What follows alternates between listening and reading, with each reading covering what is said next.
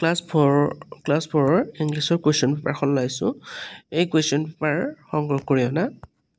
1 number দিয়া হৈছে তোমালোকৰ ডিক্টেশ্যন আৰু 2 নম্বৰ দিয়া হৈছে মেটচ কৰিব লাগিব এটা শ্বৰ্ট ফৰ্মত দি থোৱা আছে শ্বৰ্ট ফৰ্মটোলৈ মিলাব লাগিব উদাহৰণস্বৰূপে আই এম যদি আছে আই এমৰ শ্বৰ্ট ফৰ্মো দি থোৱা আছে নেক্সট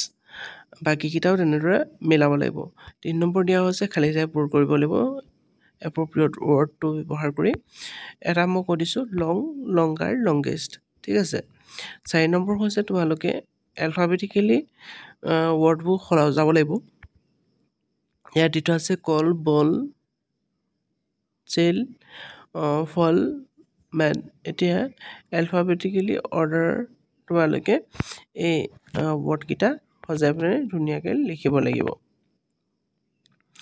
নেক্সট হৈছে right the poem O' look at the moon O' look at the যিটো পয়েম হয় এই পয়েমটো তোমালোকে লিখিব লাগিব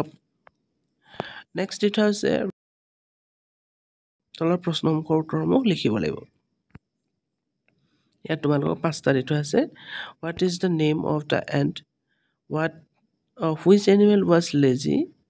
what looks like a lamp in the air name any 2 object